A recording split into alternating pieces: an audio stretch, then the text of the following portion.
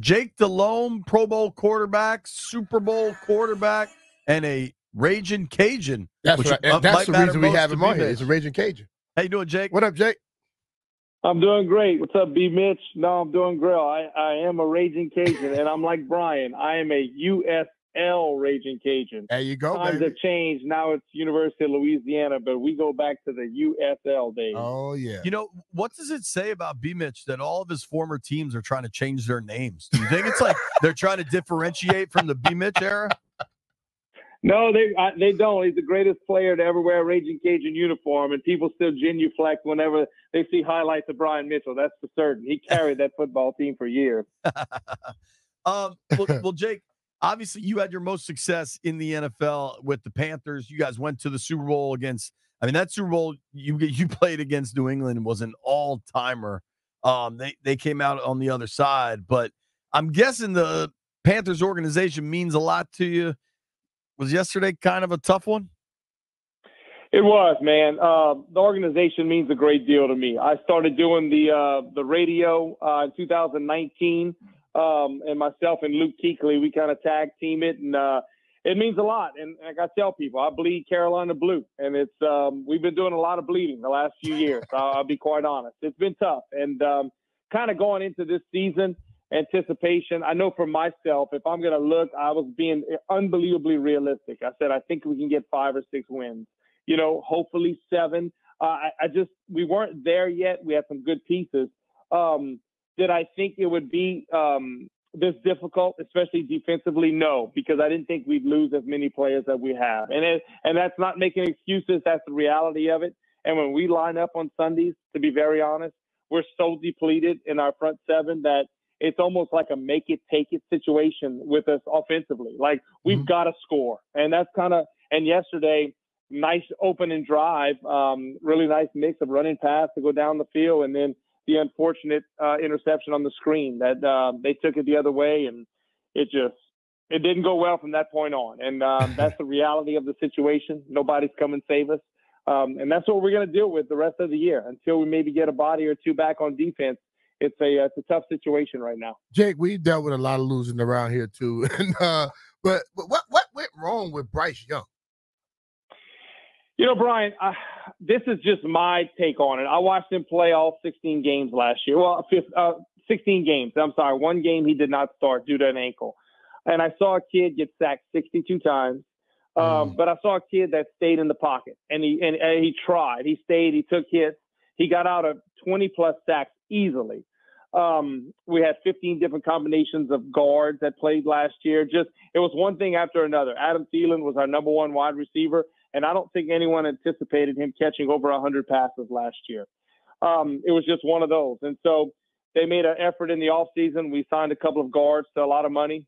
We drafted some receivers. We brought another receiver in, and looking forward to what we could do offensively to give him a chance. And I'm gonna be quite honest, the first game of the season in New Orleans, it went poor, almost as poor as yesterday. Not quite as poor as what we saw yesterday, but it was just that way. And the first play of the game, he was coming out on a pass, and this is all my opinion, and he kind of tripped over the guard, and he rushed the throw, and it airmailed on him, and it was a pick. And it was like, I don't know if here we go again set in or whatnot, but there was it just didn't seem normal for the rest of that game and the next game. And the reason I say that, I saw him miss some passes that I watched with my own eyes in person make last year. He's unbelievably accurate, and his anticipation is really good. Is he sleight of frame? 100%. Yes, he is. But especially when he gets out to the pocket, moving right or left, the kid is deadly, deadly accurate. And I saw him airmail a couple, which I didn't see that last year. And then I saw his body language get affected, especially week 2 against the Chargers. That wasn't him. And to me, it was just someone that, okay, he needs a reset. He needs to sit for a second. To me, that's what I saw. I had that at one point in my career where you do all this work, you stay extra, you do extra, and you're just overthinking. The whole paralysis from analysis type of situation. And I just didn't see him just letting it go. And it was almost like every throw was just difficult. And there was a couple of just even swing passes to the side, right and left, that they went in the ground. It was just one of those. And so I think they did right. They sat him down, and Andy came in. We had a big game beating the Raiders. And offensively, we've done some decent things the last, 4 or 5 games, to be quite honest. And yesterday, I don't think anything was good any way you look at it. But it's just been the situation we're in. And, yes, I understand that where the situation might lead, I'm not sure where we end up. And people, the calling, okay, let's at least put Bryce back in. Let's see if we can just find out anything about him to see if we need to go what direction next year. Because with all intents and purposes, we'll be drafting extremely high next year. So we'll see where it goes. I haven't heard the presser yet from Coach Canales yet on Monday after they review the film from yesterday. But certainly it wasn't good. But offensively, we just didn't give ourselves a chance yesterday. And we've done that the last 2 games. Against Atlanta, we had opportunities late in the fourth quarter to go on a game-tying drive. Against Cincinnati the week prior. So there has been signs. Just yesterday, it just wasn't that day. Were you, Jake, were you surprised how dominant the Washington defense was? For like you mentioned, Carolina's been moving the ball pretty well since Dalton came in. Yeah, I definitely was. I thought Chicago, we struggled the most. I think that's a sneaky good football team, to be very honest. Watching that team, especially in the flesh, seeing them in person, that is a big, large, fast football team. I was shocked just seeing them in person. And they gave us fits. But, yeah, I was surprised yesterday. I thought with Jonathan Allen being down defensively for you guys that we could have ran the ball a little more effectively and really and truly keep Jayden Daniels on the sideline. I mean, that's the game plan in essence. You got to keep him off the field. He's so dangerous. And it looked that way the first drive. Hey, we're moving it. We're throwing it. We're running it. We're using different personnel. We're getting different people involved.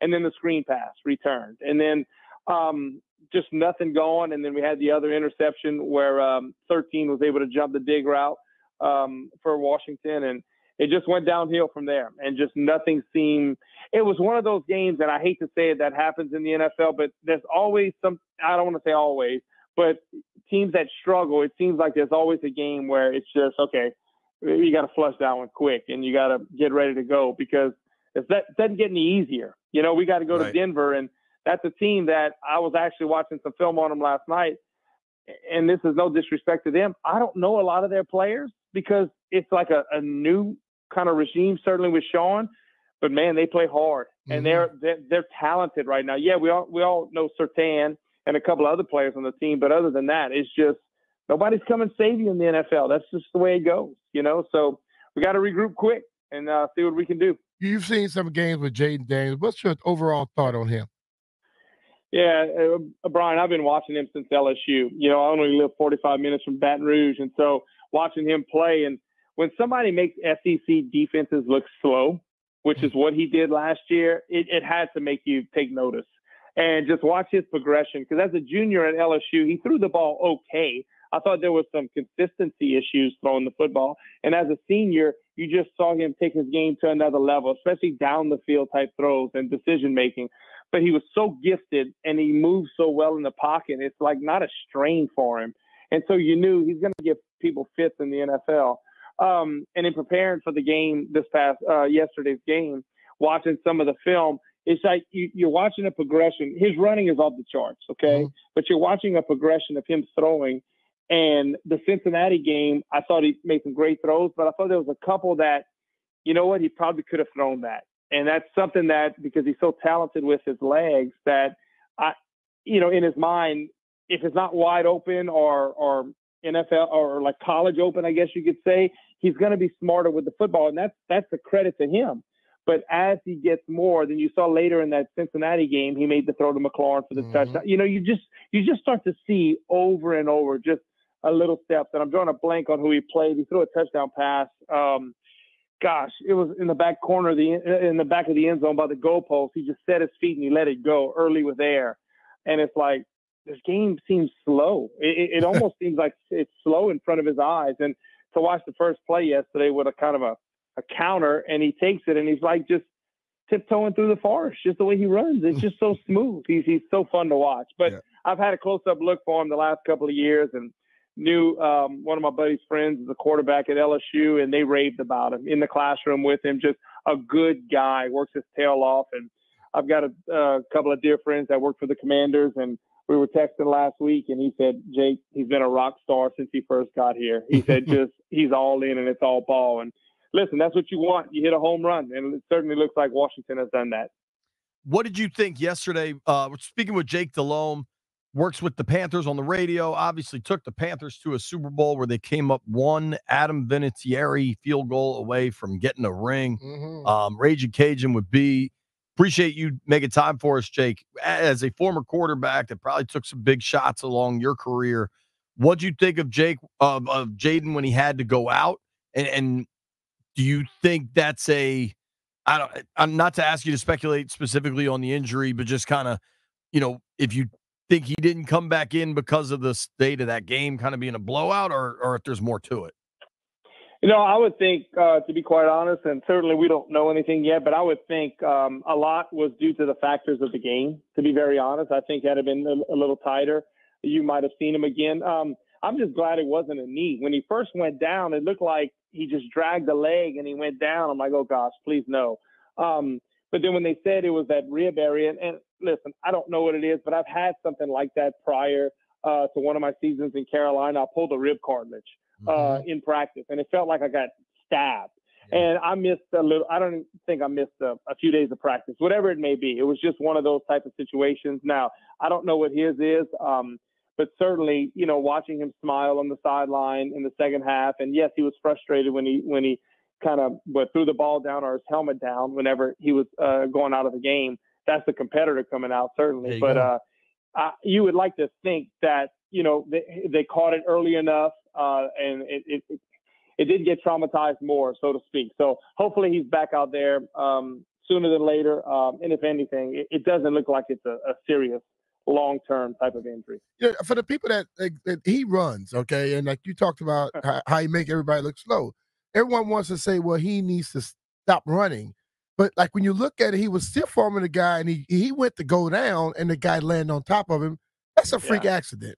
But I would never take away that ability he has to run the football. Well, I guess not. I mean, that's a gift. I mean, that's the good Lord's gift that he gave him. Yeah, he can throw it, but he can run it. He can see it. I mean, and he does a great job. Yes, he's gotten hit a couple of times in college. Ole Miss, he got hit one time. I don't know if he just didn't see the guy. I can vividly remember. But other than that, he does a great job of kind of like getting out of bounds and sliding and taking those hits. I think, Brian, you know it well also. Certain guys, they can take hits. They know how to deflect and not take the full blows, But that's a gift. You don't want to take that away. To me, you don't take that away.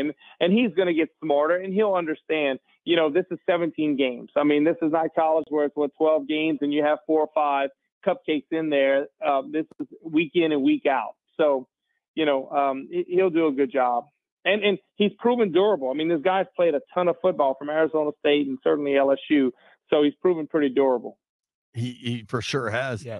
What did you think, Jake, a guy that in your NFL career undoubtedly has made some visits up to what used to be FedEx Field and is now Northwest Stadium to kind of what do you think, talking with your friends at coach or working the front offices around the league about this Washington team? The buzz is really, really different now. I'm curious if you kind of noticed that or picked up on it. Yeah, it's real.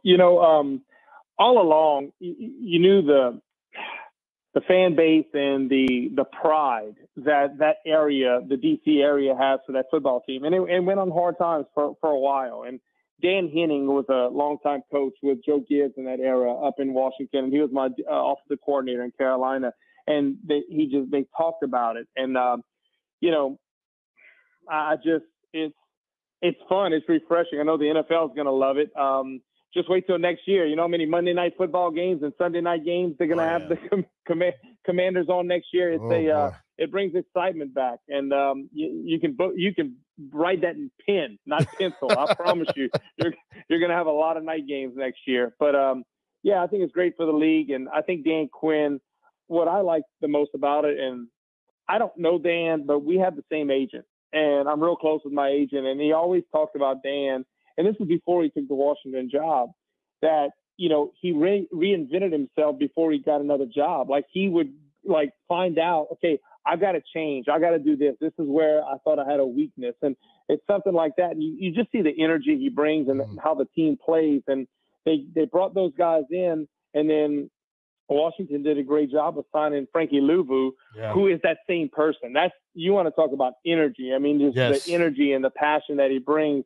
And it fits with a lot of some of those guys he brought from Dallas with him, and where he had other connections, because you build a culture. And if you have a guy who, pardon my French here, but if you have a turd on the football team, but if he's around a bunch of guys that love football and even it's practice habits and things like that, well, that turd will start to turn the other way, because there's only one way to do it. And when you have a bunch of those, you know, the team coaches itself. The coaches put a plan in place, but the team coaches itself, and it's a standard that gets set. Totally. At least the good teams I've ever been on. I mean, it was those teams police themselves, and they're not all these. You hate to use the word, oh, they're such good guys. No. I mean, like, it's there to play, whether you hang out off the field or not. It doesn't matter. When it's on the field and it's time to play, everybody straps up and does their job. There you go. That's what they're building, and 100%. I mean, Brian and I are there a lot, and you can see it and feel it and hear it. And well, thanks for letting us know we got a lot of late nights next year. Well, I promise you, you know it too. Everybody knows it. I can promise you that. Well, if you use Houston as a guidepost when CJ Stroud goes off as a rookie, and then this year there's a lot of like excitement and expectations. They had 0 primetime games last year. And the Texans this year have already played on Sunday night. They have a Thursday nighter, another Sunday nighter, and a Monday night coming up for 3 straight weeks. Weeks 9, 10, and 11. They're in primetime. There you go. And they're gonna be flexed before the season ends again. Right. Exactly. I think the league sets a max of how many times you can be scheduled in primetime. So some of these top teams, they usually leave a window open so they can flex them late. Bring them back in there again. I fear you're very, very right, Jake, and I'm going to be very, very tired. But, dude, seriously, thank you for the time today. This has been great. Hey, man, anytime. And, you know, I know it doesn't get said much up in that region, but go Raging Cajun. There you go, baby. It gets said a lot on this radio show. Good. Oh, yeah. All right, brother. Appreciate you. Thank you, man. Take care.